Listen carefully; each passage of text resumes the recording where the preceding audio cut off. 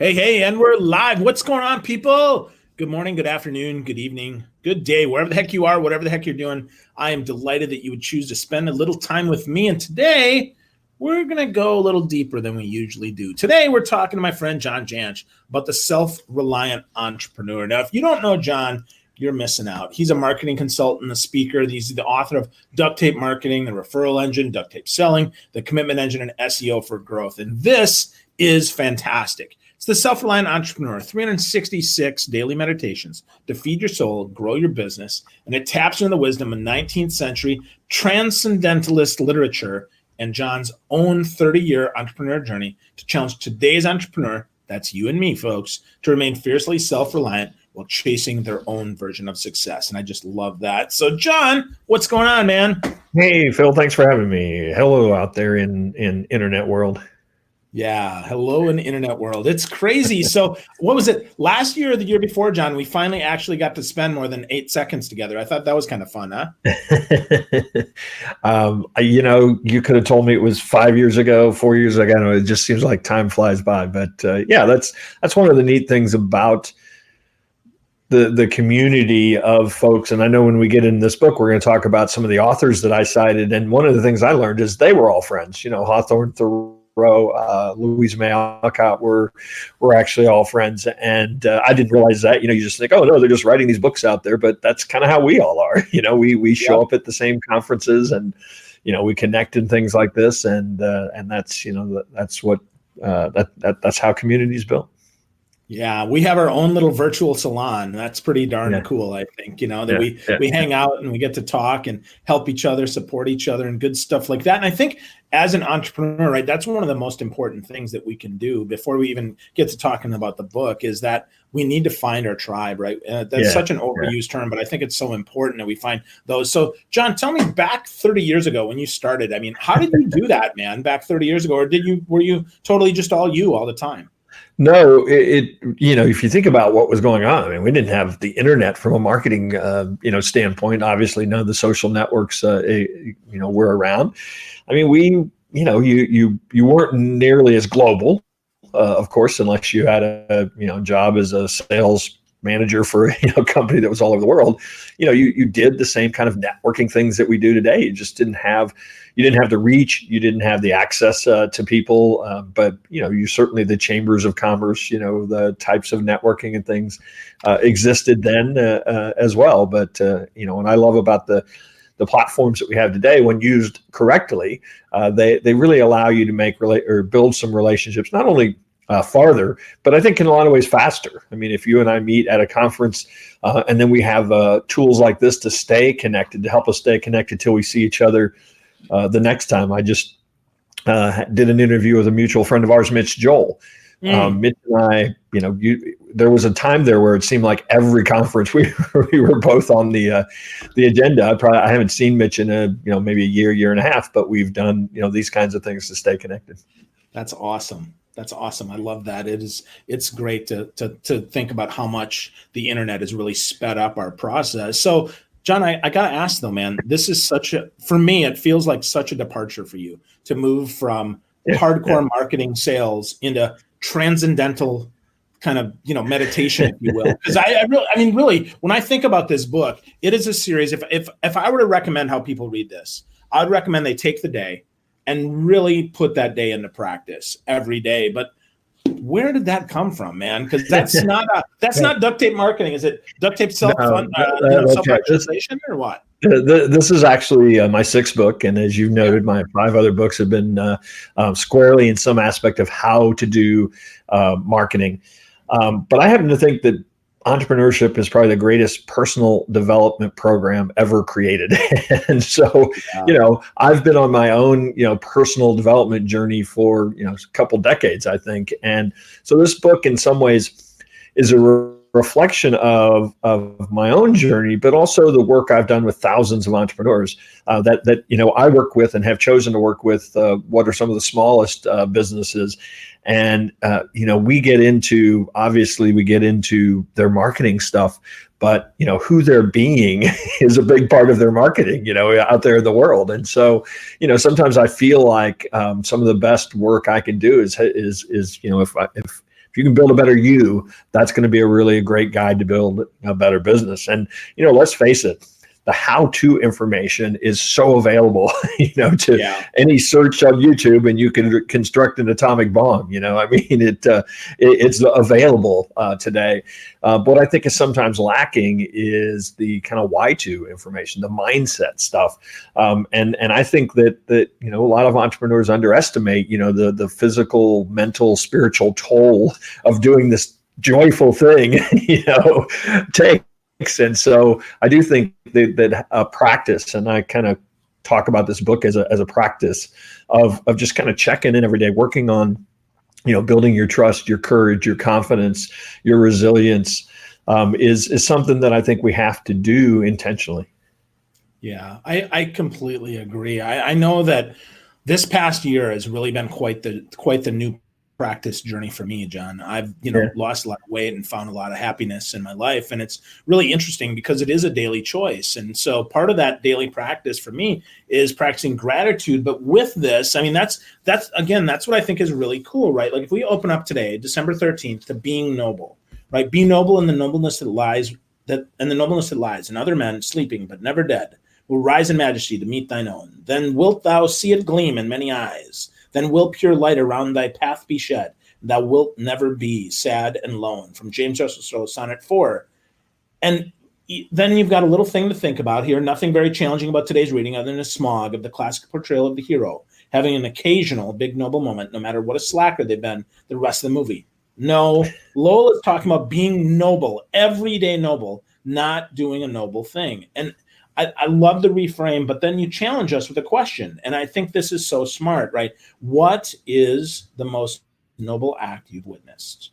And then how did it impact you at the time? And if I think about that, I mean, I can read that. That's about 47 seconds or so. That's easy. I can commit to 47 seconds. But really, if I do that first thing in the morning as part of my daily practice, and then I really think on that, and as I get space in my day, as I add margin in my day, and I get 5 minutes in a meeting that ended earlier, 10 minutes in a training that ended, or a coaching client that doesn't show up or whatever, then I can really go deep on that. And I can think like, how am I being noble? Like, are my actions really the actions of a nobleman or really the actions of a coward? And I really think that's super important. And that's fascinating that would be today's choice. So I'm going to guess, John, that you've journeyed, right? Like, so who's your favorite Stoic or transcendental author? Who are you reading? Well, I never like to pick on any favorites because they're all my children now. But Ralph Waldo Emerson and Henry David Thoreau appear probably more often than anyone in the book. One of the things that was fun about digging into the literature to anchor this book is that I also discovered a lot of people that I was not familiar with. A lot of female authors at the time their work didn't see the light of day. Frankly. Yeah. It has since been collected in letters and journals and things like that. Margaret Fuller is a great example. Willa Cather is somebody that I was familiar with, but I loved her work when I dug in a little deeper. Louisa May Alcott. Most people are familiar with Little Women, and I think that's a great book, but she was quite as well in her letters and her writing, and particularly the women authors at the time, they were marching in the streets to get the right to vote. That was really the beginning of the women's movement, and so there were some voices that were very frustrated, of course, with the way things were at the time. That some of those conditions still exist today, I think, but it was really fun to kind of study and go deeper than the Pinterest boards and the Instagram quotes for some of these works that are quite familiar with a lot of folks. I dug deeper, or at least that was my goal, was to dig much deeper and to get into things like their letters and journals as well. Yeah, I think to your point, right? That's the why they did what they did. Because if all we do is have the quote, all we do is have the pull, well, that's nice, but there's no context there. I mean, that sounds so trite. But like it ends up being just a platitude instead of really a feeling and a movement and that why that drives us forward. I mean, that's, when I think about my days, I really think how important it is that I go back to my why and I go back to my roots, right? Like, why am I doing this? Why do I love to train salespeople? It's because they serve at a higher level because they sell things that people need and desire. And I really think that's important. So really cool. And Charmaine says that was beautiful. So we got some feedback on that. Thank you, John, for writing that. So you'd mentioned going deeper, though. I mean, deeper than a Google search. So did you actually go to a physical library, John, or how did you find these? Oh man, I did. I kiddingly say that I got a master's. I won't go the PhD route, but I got a master's in mid-19th century literature. I spent a lot of time in libraries. I spent a lot of time in actually some private libraries that are not, that are collections of people's work. But all of this work is old enough that it's in the public domain, places like Project Gutenberg as well. So I certainly spent a lot of time there. There's also one of the things that's a little tough. I actually had a couple transcendentalist scholars look at some of the quotes because there's a terrible amount of misattributed information out there. So if you just go to WikiQuote or something, you're probably not, going to find what you're looking for. There are a lot of very, very, common things that are attributed to Emerson in particular, and so I'm not suggesting that there aren't some, mistakes and misattributions in this, but I worked pretty hard at making sure that it was fairly pure. Cool. So you mentioned some of the folks that you've mentioned a lot, but who's one that maybe surprised you that really you enjoyed once you did a little more? Well, I was not familiar with Margaret Fuller at all. Okay. And turns out anybody who has studied, feminist literature is probably quite familiar with her. But her writing was certainly very forceful. I mean, in what they were trying to do in terms of, really changing some things.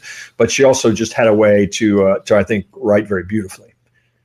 Yeah, that's cool. That's really neat. Yeah. And that period of time, right? The suffragette movement that was a big deal. That really changed our whole country. And so it's awesome that you're able to break that down and then make that relevant for us as entrepreneurs, which you think about what else was going on at the time. I mean, we were also on the cusp of the Civil War. We were trying to abolish slavery. I mean, it was really the first countercultural period in America. And that's why so much of the literature was very overt about, hey, you need to start thinking for yourself. We don't need to listen to the preacher or our parents or our teacher or the politicians. We need to follow our heart. And I think that in a lot of ways, the reason that vein of literature resonates so much with me is because I still today think that's amazing entrepreneurs. They were not writing for entrepreneurs. I mean, in fact, the fiction at the time that we all had to read, Moby Dick and Scarlet Letter and Little Women, it was the first time you had protagonists in American literature that were showing up, basically saying, this might cost me everything, but I have to do it.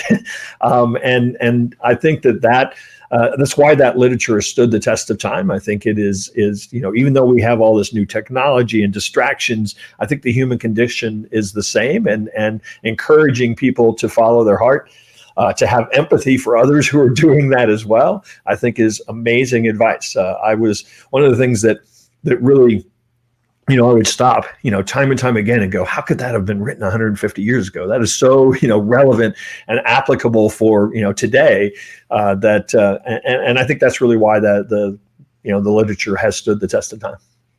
Yeah, I agree. Well, it is interesting to think about the parallels between then and now, because we're seeing a lot of the same stuff. I mean, people are not trusting authority like they once did. And we see people like, no, you must trust.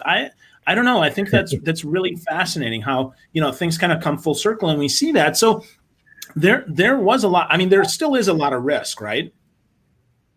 Yeah, I mean, on that last point, I think that, I didn't write this book because of that, but there's no question there's some parallels to, maybe how divided and, culturally and politically we are right now, to that period of history. There certainly are historians and researchers that talk about this kind of every fourth generation, type of thing. And I do think that we are on the cusp of some sort of upheaval. That's going to have to happen. And again, I don't want to take us down the political rabbit hole, but you just look at the news today right now, and it's just, it's so polarizing. And I think that, I believe that entrepreneurs have been kind of a source of goodness. I mean, we're trying to solve problems. We're trying to change things that, that are wrong. And so, this idea of self-reliant entrepreneurs, I think an army of self-reliant entrepreneurs is what we need to maybe bring some unity back to us as a people. Yeah, I think that's right on. I mean, I think that's so darn important because that's all we have, right? That when we really think about it, that is at our core. That's why we started a business, right? Because there was a need, we filled it in, and now we see that there's value to be delivered, and we spend some time each and every day trying to deliver that value. And I think that's super important and often overlooked as an entrepreneur because we are, what is it? Small business powers, 75, 80% of the economy? Yeah. And yet big business really drives the political spectrum. Yeah. So it's really interesting. Except in an election year, then everybody cares about us, small businesses. They say they do. Let's be clear. They don't. That's okay. You're being much nicer than I will. So they don't care. So yeah. But so John, so let's dig a little deeper on some of that, right? Because I really think there's so much that we could talk about. But let's talk a little bit more about what it means really to be self-reliant in an age when we're hyper-connected. Yeah. So a lot of times when people think in terms of self-reliance, they, if you Google the term self-reliance, you're going to find websites that'll tell you how to build your own house and make your own clothes and, can be completely a loner and independent. And that's not really what I'm suggesting, at least that's not what Emerson suggested in his essay, Self-Reliance. I think we're more, what the idea of self-reliance is that you develop a level of trust in your own ideas, in your own journey, so much so that others, can no longer control, their actions and their words no longer kind of control what you believe you in your heart and your unique person should do. But it also, in doing so, in realizing that, hey, all I can do is follow my path. All I can do is control how I show up and how I respond, to what happens to me in the world. I think it also offers a level of empathy to other people doing the same. One of the kind of tenets of the entire transcendentalist movement, they Emerson and Thoreau clearly had studied some of the Eastern wisdom texts that were that are very rooted in the idea that we're all connected, that we're all all living things are connected, which of course I think is a very almost mainstream thinking today, but you think in the 1850s that was pretty radical when people were preaching a very secular religion. So that idea of developing a level of trust and awareness in the things that you can control, I do believe is how you're going to have more joy and happiness in the business, regardless of where you're trying to go. But I also think, as I said, I also think it allows you to have more empathy for people that are doing the same thing, following their own path, even if you don't understand or agree with perhaps their path. Yeah, I think that's so important. Empathy is often the hidden ingredient in so many successful entrepreneurs, because having that empathy allows us then to kind of, move quickly and yet move with deliberation to go where we need to go to serve the right people. And if we focus on our why, right, we get back to that. We get back to our why. Your book completely aligns, as we talk about that, with everything else you've done, John, which I think is brilliant. Well, that's right. I mean, a lot of people have talked about this idea of, well, this is so different. Is this a risk for you to take this, this approach? And I feel like this is and probably the only risk would have been not to write this book, because it is what was in my heart. Yeah. Absolutely. So the cool part about the book is that I love that you split it into 4 parts that align with our seasons, which makes so much sense, right? Planning, discovering, evolving, and growing, which is, this 4 seasons of life, the 4 seasons of our business. So if you're a new business owner and you pick up this book, I would tell you, don't feel like you have to start in the day. Instead, start in the season, that makes the most sense for you, and start there, right? You don't have to read this book in order, but I do think it's instructive if you're thinking about, hey, where would I start? I would start with the planning stage, because that's so important, even maybe before you start your business. What do you think about that, John? Yeah, and one of the things that the reason I structured it this way was, obviously in an annual book, the season metaphor was there for the taking, but I've seen these stages show up in my entrepreneurial journey over and over again. So this isn't like you plan this and then you do this. In some ways, when I've had a new idea, when I've had a new book, when I wanted to go into a new market, I mean, it's almost like these stages show up, where you have to kind of go, is this the right idea? Do I trust that I'm going the right direction? Then you have to kind of go out there and do some discovery with maybe a client or a potential client. And that's when I think in some ways start discovering, like, what's the purpose of this? And then, the season of fall for a lot of people is when they kind of start getting some momentum. Their idea, it's like, hey, this is working. But ironically, that's the place sometimes that some element of failure starts to show up. You hadn't planned on it a certain way. It actually got too much traction. People weren't willing to pay the price that you thought they would. And that's the place where, you have to be resilient enough to understand that, hey, I didn't fail or, I'm not bad. But this specific thing, showed up to teach us something. And I think the entrepreneurs that kind of move through that and then really ultimately end up, at the place that does kind of match, what they want to do with people that want them to do it. That's when I think you start kind of going into that what I would call the last season. And now you're a little more focused maybe on what difference am I making? What impact is this having? And so the book is structured in that kind of way as a narrative arc. I don't know that somebody would just jump in the book and go, oh, I'm in that season. It's not probably quite that overt, but it gave it a narrative arc. It helped me kind of think in terms of, those stages that have showed up in my life time and time again. Well, I think that's great. I think it also doesn't give us topical whiplash, which is really nice, because that's always a concern, right? Especially in a book that could potentially be 366 distinct ideas. Yeah. Which could be like, holy crap, John, where'd you go? and to that point, I actually further broke it down to the months. Each month actually does have an overarching theme. And I'll be honest, those months occurred to me, those themes occurred to me as important in that season, but it also gave me an organizational tool. As I started writing this and reading and doing the research, I quickly realized that, how was I going to organize, even my collection of thoughts? And so I think you're absolutely right. It does help people kind of stay with the flow of the book, but it also helped me organize, the over 400 readings that I cite. Awesome. That's awesome. I love that, John. The structure makes perfect sense to me. So is there one day that, and maybe that's in the book, that you have that you think today maybe stands out to you that you'd like to share, or that you'd like me to look up and read a little bit about? No, you know what? That's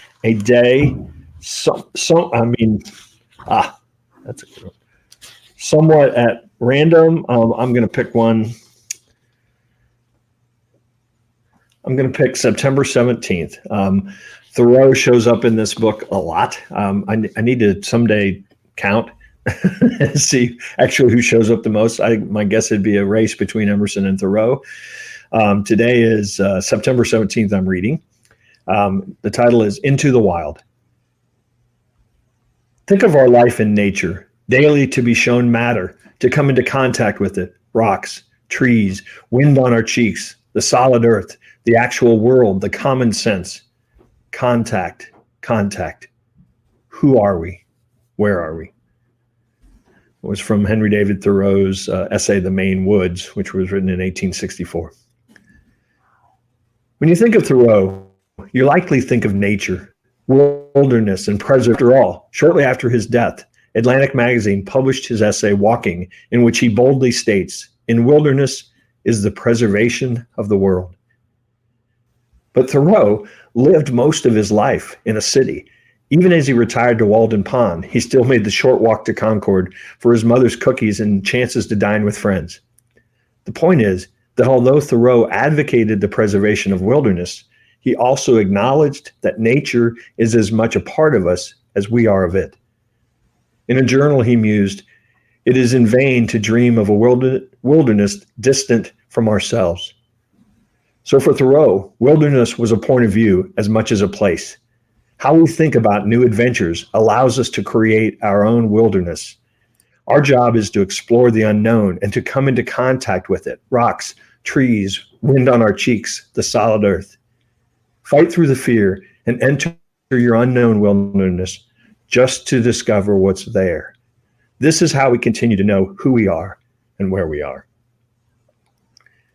Your challenge question today: what's something you'd like to do now but have been afraid to try? Wow. I think that's a great way to end us here, John. What's something new that you want to do, but you've been afraid to try? So folks, if you're thinking about something new, drop a comment here. I'm going to leave a copy, leave a link to get a copy of the book from John. And I've got one copy to give away. So if you're interested in that, just leave a comment. Let me know why you'd be interested in the book. If September 17th resonates with you, December 13th, or something else resonates with you, or you had a question. I'll pick somebody at random to get a copy of the book. I encourage you to, reach out to me, reach out to John, see how we can help. John, if people want to connect with you, if they want to ask you some more questions, what's the best way for them to do that? So it's just john@ducttapemarketing.com is an email. Duct Tape is where you can find all the work I've been doing for the last couple decades. If you want to just find more about the book itself, interviews like this exist there. It is just Self-Reliant Entrepreneur.com. I'm on all the socials as Duct Tape Marketing, with the exception of Twitter, where my handle is just Duct Tape, because when I joined Twitter, that's as long as your handle could be. They've opened that up now, but you'll probably find me if you type in Duct Tape Marketing pretty much anywhere. Awesome. Well, I appreciate it, John. It's a great book. The Self-Reliant Entrepreneur is fantastic, folks. Get a copy of it. Get to know John Jantsch more. He's fantastic, and I'm just grateful that he spent some time with us today. Thank you, my friend. Thanks, Phil. It was fun. Yeah, my pleasure.